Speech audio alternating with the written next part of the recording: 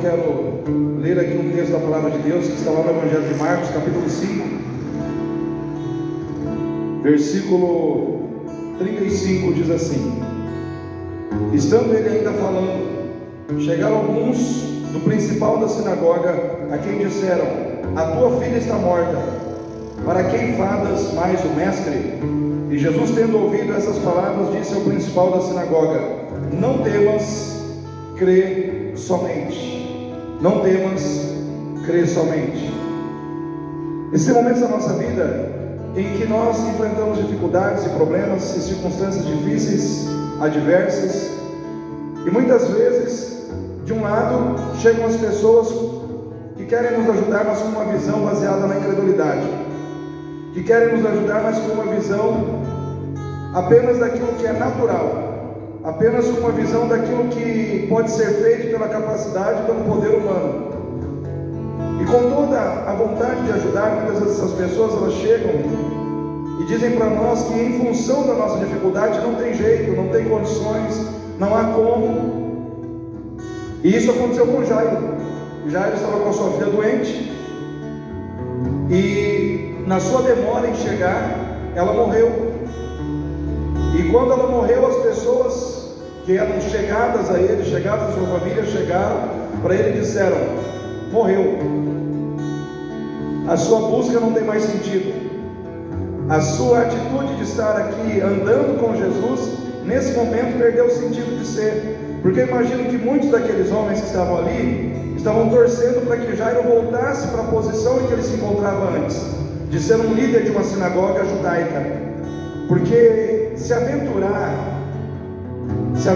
na fé e colocar a sua fé em Jesus, no momento que você é um líder de uma sinagoga, era estar colocando em risco a sua reputação, era estar colocando em risco o seu ofício, era estar colocando em risco todas as tradições que ele havia aprendido. E naquele momento, então, mais, vamos dizer assim, encorajados pelo fato de que sua filha havia morrido, eles chegam e dizem para ele: desiste e abandona a sua busca, porque não tem mais jeito. Só que Jesus estava ali também.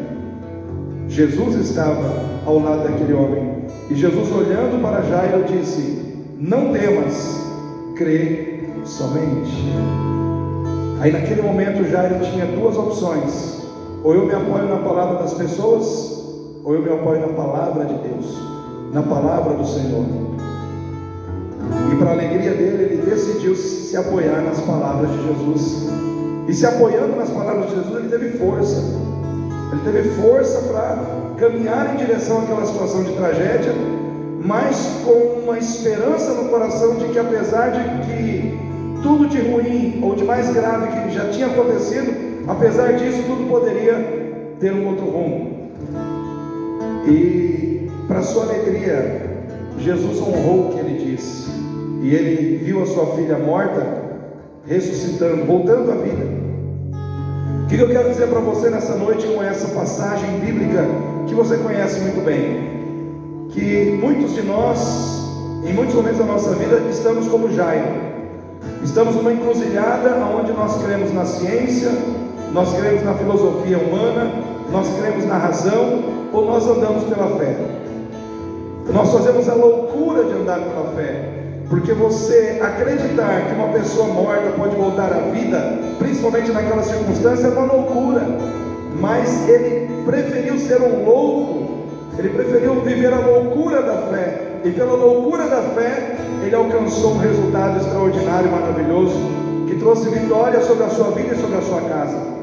Então eu quero dizer para você nessa noite, querido, estar servindo a Deus num tempo onde a razão diz para nós que não vale a pena.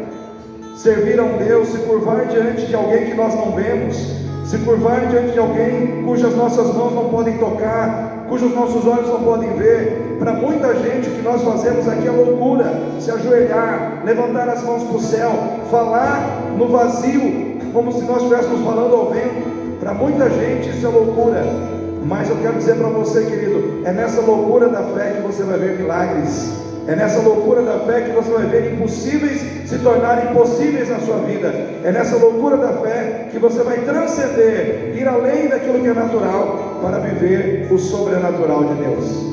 Deus é um Deus sobrenatural, e nós não podemos esquecer disso jamais. Nós não servimos um Deus natural, nós servimos um Deus que opera no sobrenatural. Ele é transcendente. A palavra transcendente quer dizer aquele que vai além de limites e barreiras previamente impostas na identidade, na natureza humana. O nosso Deus, Ele tem a nossa natureza nele, porque Ele nos fez a sua imagem e a sua semelhança. Porém, Ele é Deus ilimitado em poder, em glória e em majestade. E esse Deus está aqui nessa noite para visitar o teu coração, para atender as suas orações, para olhar com amor para as suas necessidades e liberar do seu trono de graça algo que vai casar perfeitamente com aquilo que você precisa. Por isso eu quero pedir para você ficar em pé, demanda e assomo. Eu quero pedir para você orar comigo.